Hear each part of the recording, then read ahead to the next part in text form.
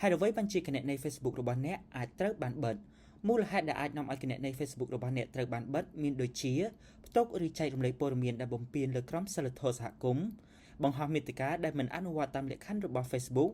មានសកម្មភាពសង្ស័យដូចជា spam, phishing, hacking ប្រើឈ្មោះคล้ายៗឬបង្កើតគណនីមិនត្រឹមត្រូវ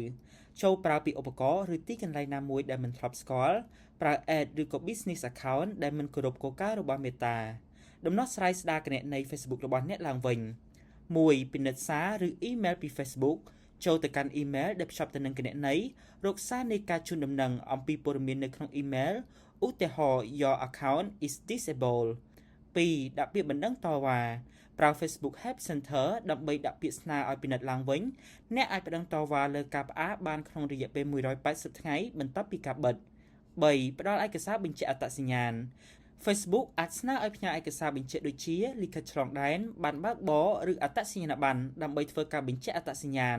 4. សរសេរលើកយោបល់ក្នុងបណ្ដឹងតវ៉ាឧទាហរណ៍ខ្ញុំមិនបានបំពានលើគោលការណ៍ណាមួយទេឬគណនីខ្ញុំត្រូវបានលួចសូមពិនិត្យផ្ទៀងផ្ទាត់សារជាថ្មីឬជាភាសាអង់គ្លេស I have not violated any policy or suspect my account was compromised. Please investigate and review the associated message and activity. I respectfully request that the decision be reconsidered. 5. តាមដាននិងរងចាំលទ្ធផល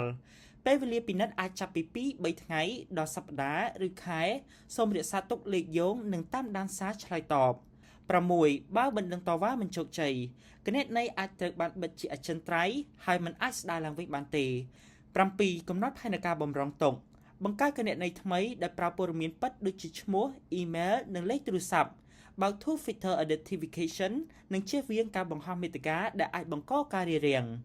គន្លឹះការពារសំខាន់ៗបើក Two-Factor Authentication និងបដូរពាក្យសម្ងាត់ជាប្រចាំកុំចុចទំនប់ចាប់សង្ស័យក្នុង email ឬសារ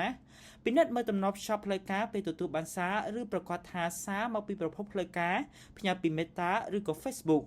សូមចំណាំថារយៈពេលផុតកំណត់នៃការប្តឹងតវ៉ាគឺ180ថ្ងៃហើយបើគណនីរបស់អ្នកត្រូវបានលួចសូមចូលទៅកាន់ facebook.com/hack ដើម្បីស្ដារឡើងវិញ